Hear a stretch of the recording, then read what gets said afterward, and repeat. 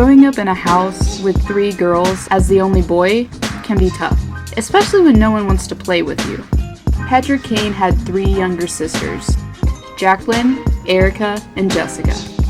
Because they were busy being girls and didn't want to play sports but would rather play with dolls, Patrick had to appease them by playing with dolls in order to get them to play sports with him. I guess it was some sort of trade-off. He also played an occasional game of house with them as well, where he was the perpetual father. Now picture that. Anybody that watches Patrick Kane can easily realize that he can deke, he can score, he's a sniper, especially in the shootouts. But did you know he can also dance? Yeah, he's adopted his own dance called the Kaner Shuffle. The origins of the Kaner Shuffle have been debated over time, but it is believed to have been born at the 2010 Jimmy Buffett concert, a fitting venue in which Kane brought out the Stanley Cup from the team's previous title and danced into the hearts of fans of all Chicago. A few years later, he was challenged alongside teammate Jonathan Taze to dance at a convention, to much joy of the teammates and fans alike. Round 1 was clearly a victory for Kane, who enthusiastically shimmied and shuffled in a manner that made his teammate a bit uncomfortable. Just like last time, a pair of young female fans eagerly asked for a rematch, and round 2 featured a more willing Taze. The results were very, very dramatic.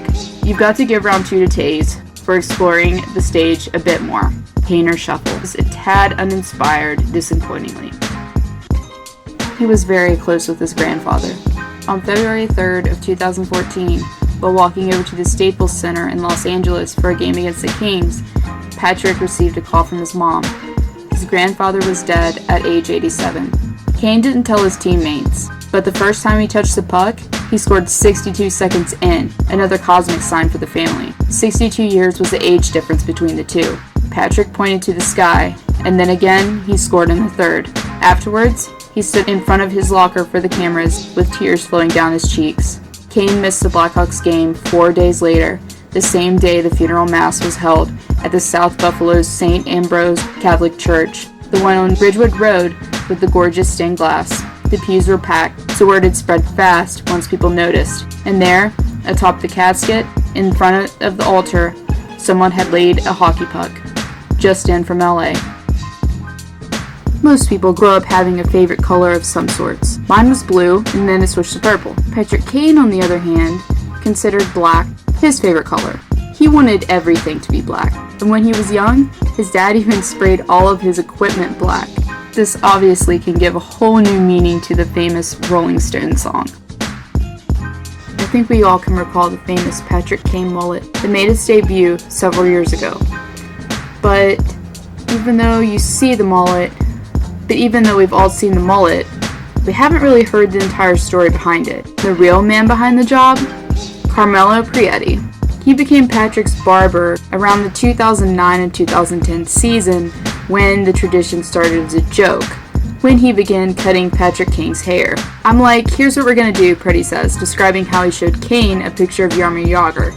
He starts laughing. When the playoffs started rolling around, he's like, let's do it. Prietti, whose family owned Prietti Barbershop since moving from Italy in 1982, never had sculpted a mullet before.